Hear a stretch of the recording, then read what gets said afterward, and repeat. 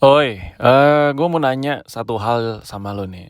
iPhone buatan Indonesia nih, lo tahu nggak nih iPhone berapa, seri apa, model apa, dan berapa giga, ya serial number modelnya apalah ya. Tahu nggak buatan apa nih, model apa? Gue yakin lo semua yang nonton video ini mungkin bengong dan mungkin buat lo yang udah pernah megang HP ini aslinya, gue yakin lo udah tahu banget lah nih HP apa ya kan. Tapi gue pengen tebak-tebakan ringan dulu nih ke penonton-penonton gue yang nontonin video ini. Kira-kira ini HP apa sih? Lo bisa lihat nih tampilan atasnya seperti ini tuh, modul kameranya nonjol banget ya kan. Ini iPhone buatan Indo nih. Terus bagian bawahnya seperti ini tuh, ada lubang speaker dan lubang mikrofonnya ya kan. Dan ya. Bisa tebak gak? Bisa tebak gak ini HP apa nih? Kira-kira aja deh, kira-kira ini dia HP-nya. Advan G5 Lite Elite. Oke, di sini kalau gue lihat spesifikasinya untuk ukuran layar 6,1 inch, terus untuk kedalaman pikselnya, kerapatan pikselnya 281 ppi, untuk resolusi masih 720 sama kayak HP kentang zaman sekarang, dan untuk anti airnya tidak ada, scratch resistant yang nggak ada. Ngomongin soal scratch resistant ini, gue cerita sedikit deh. Gue kemarin teman gue minta HP ke gue dan gue nyari HP murah. Ya gue dapet iPhone 11 Pro cuman 14 juta. Gue sengaja sih nyari HP murah buat teman gue, kasihan dia gabut. Dan lu tahu kan, HP flagship itu udah ada scratch resistance-nya. Dan you know apa yang terjadi?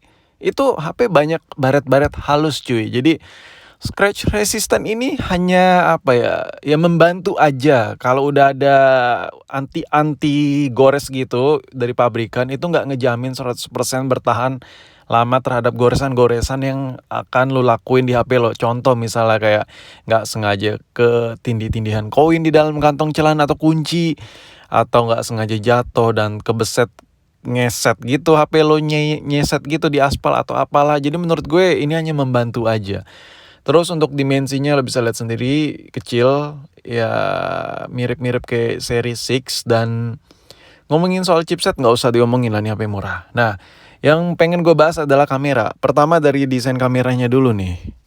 Kalau kita perhatikan dari desain kameranya ini udah ala-ala boba-boba gimana gitu ya kan. Ada bulat-bulatan 3 tapi yang satunya itu buat flash, ya ini varian Elite ya kan. Dan sumpah serius. Untuk desain kameranya nih, ya kalau lu pakein kayak jelly case, silicone case yang warna-warni, misalnya warna abu-abu, terus lu modelin ada logo Apple lagi tuh di silicone case ya, dari jauh ini kelihatan iPhone 11 Pro cuy.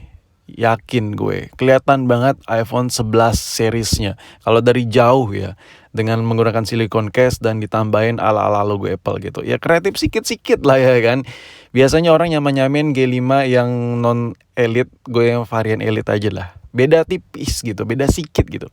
Ngomongin soal kamera, gue di sini nggak pengen kasih lihat hasil jepretannya dan lain-lain karena udah ada reviewnya di channel orang lain. Tapi ngomongin soal fitur-fitur, di sini fiturnya menurut gue minimalis banget ya, minimalism gitu. Anjay, bahasa apa gitu yang dipakai sama gue.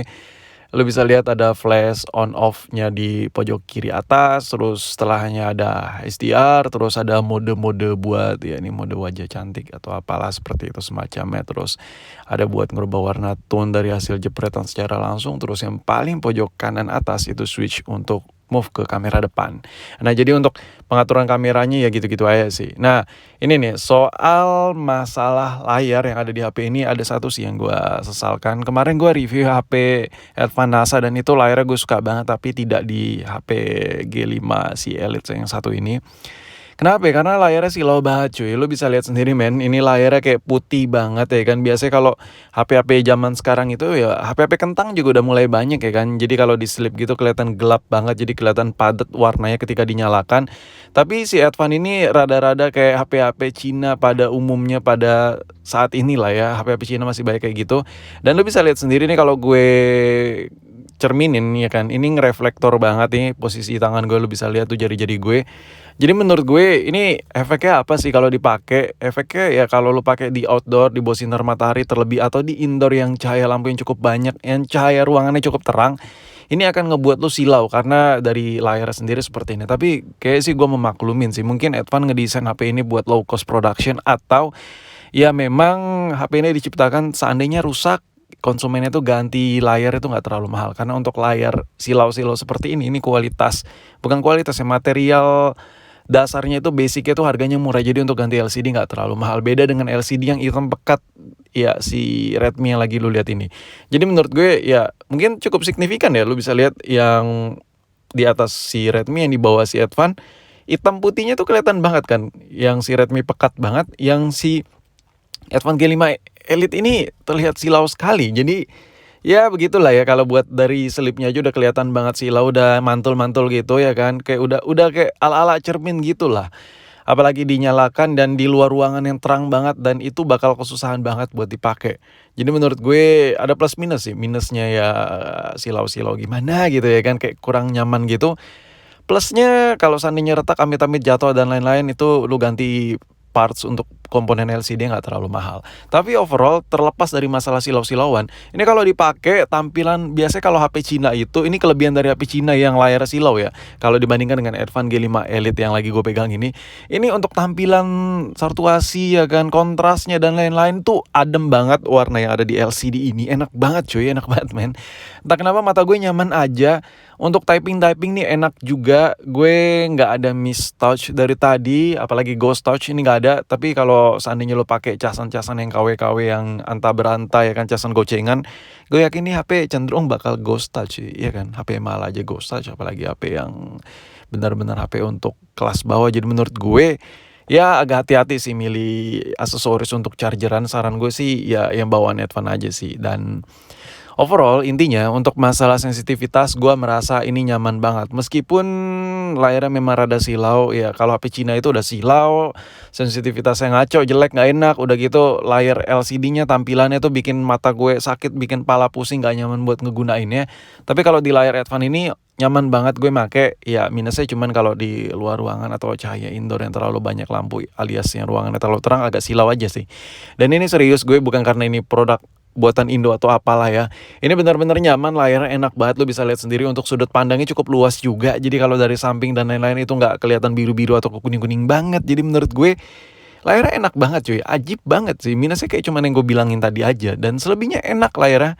Gue nggak bohong, capek gue jujur capek gue ngoceh di video ini, sumpah dah. Ya intinya layarnya enak, dan kerapatan pixel yang masih di bawah 300 ppi itu nggak terlalu pengaruh sih, mengingat harganya udah cukup murah menurut gue. Ngomongin soal material yang ada di HP ini, lu mau ngarap apa sih cu, ya kan? Lu beli HP yang bekas jauh banget di harga 1 juta, jauh banget di harga nominal 1 juta. Lu mau ngarep ya kan, material yang oke, kelihatan luxury dan lain-lain. Lau udah sehat. Nggak bercanda gue, sorry terbawa nafsu gitu.